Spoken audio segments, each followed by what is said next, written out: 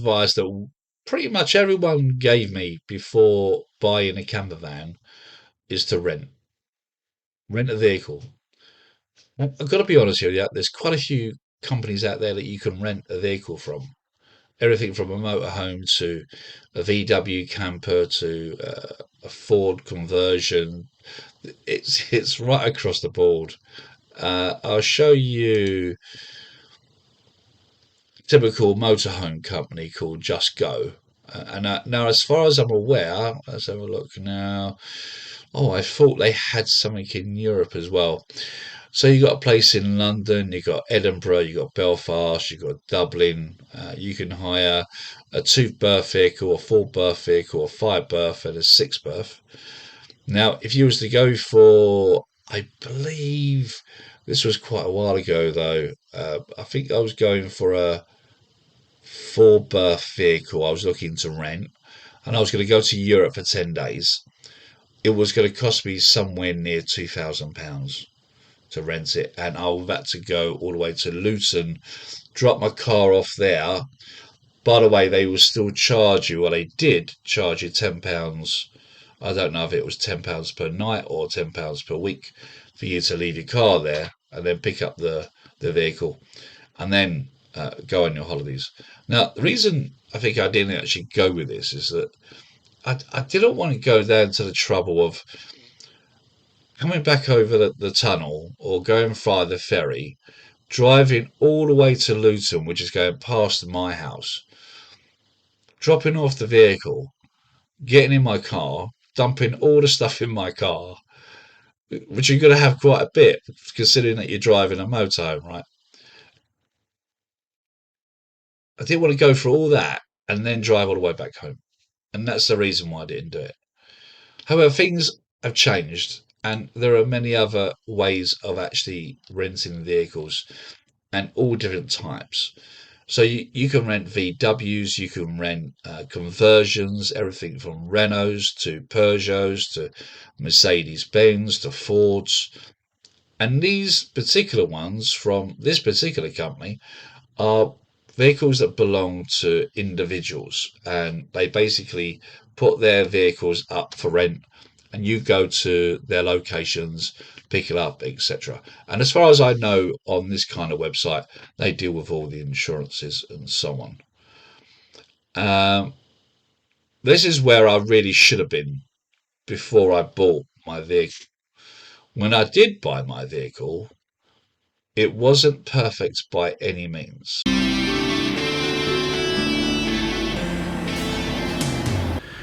But because I didn't do my checks on the vehicle, proper checks, rather than just doing a video surrounding it, it cost me a few quid.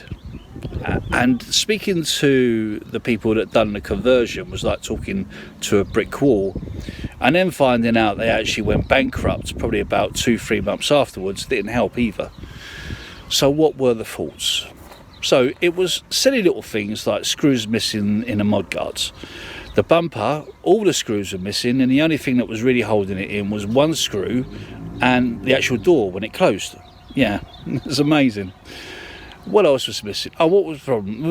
I'll speak properly now. What else was the issue? Well, the actual rubbers were coming off of the vehicle. The actual door seals were coming off. The side door handle was coming off. The back door handle come off. And all these things went into the hundreds of pounds to get it repaired. And some of it I had to go back to Ford to make sure they do it properly. Who once said that information is power? It's the same here, guys.